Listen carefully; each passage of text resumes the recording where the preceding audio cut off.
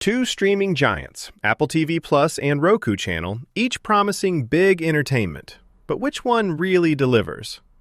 On the left, Apple TV Plus offers premium originals with seamless Apple integration. And on the right, Roku Channel brings you free and live TV plus a massive app selection. Let's skip the buzzwords and get to the real stuff. Each category earns points, and at the end, you'll see exactly who comes out on top. The result might not be what you expect. Okay, before we get wild with opinions, let's actually lay out all the categories we're judging these guys on. Here's the mind map: price, content library and discovery, ecosystem and integration, usability and interface, monetization and ads, and reach and user base. Cool? Let's dive into each. First up, price. So Apple TV Plus charges about $10 a month, which honestly isn't bad compared to other premium streamers. But here's the catch. There's no genuine free tier, and if you want that fancy Apple TV hardware experience, oh boy, it's definitely on the pricey side. Now, Roku Channel? It's like, why pay at all? Most of their library is straight up free. Yep, no monthly subscription required, unless you start stacking premium channels on top. The trade-off is ads, but you know what? For the price, or lack of it, that's pretty hard to beat. So yeah, if we're talking price, Roku Channel totally wins this round. All right, second scene. Content library and discovery. Apple TV Plus. It's the home for those gorgeous, award-winning Apple originals. Seriously, they look amazing, and the app UI is super crisp. So finding new stuff feels pretty curated. But here's the thing. If you want loads of variety, you'll be a bit limited, because outside Apple's own shows and movies, there isn't a huge selection. Roku Channel, on the other hand, comes swinging with thousands of free TV shows and movies. Want live TV? There's an actual guide, super handy. They even toss in support for fast channels and antenna TV. Exclusive originals? Not so much. But the amount of choices here is wild. The only thing is, content does vary a bit by where you live.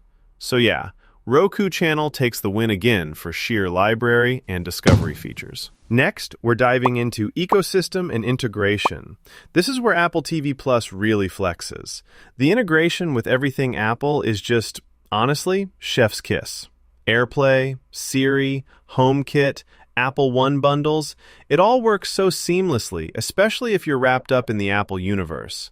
The recommendations get super personal too. But let's keep it honest. If you're not on Apple gear, it doesn't quite have that magic. When we look at Roku Channel, it's all about openness. Works with most TVs, streaming sticks, phones, you name it. Setup is almost too easy for how much you get, but the integration isn't as deep as Apple's, and you don't get any kind of Apple-specific features. So this one's Apple TV Plus for sure. Oh, and here's something cool I bet most of you didn't know. Roku Channel actually started as a project for Netflix's own streaming device, then split off into its own thing. Wild, right? All right, next category, usability and interface. If you're into stylish menus and smooth clicks, Apple is the one to beat. The interface is pure Apple. Elegant, simple, sometimes almost intimidating if you're not already an Apple person. But man, it's clean. Siri-powered search makes finding stuff super quick, and there's even a remote app for iOS and Watch. Now, Roku Channel is all about straight-to-the-point grids. You get voice search via their remote or app, and it does a solid job pulling results across a ton of channels. But the polish isn't quite the same, and voice search is, well, good, but not quite Siri good. Still, it works. Bottom line, Apple TV Plus is the winner for usability. Let's move on to monetization and ads. Okay, so Apple TV Plus is kind of strict. No ads when watching their originals, and the whole vibe is focused on subscriptions or renting shows and movies directly. But if you're a developer, the platform takes a pretty hefty cut from in-app purchases, and there are some tough ad rules. Roku Channel is the flip. It's all about giving creators room to monetize, with built-in support for ads, plus all those free fast channels. Just a heads up, if you watch for free, expect ad interruptions. Sometimes a lot. Not the most zen way to binge, but hey, it's free. So if you actually care about creator options and not paying, Roku Channel comes out ahead. Last but not least, reach and user base.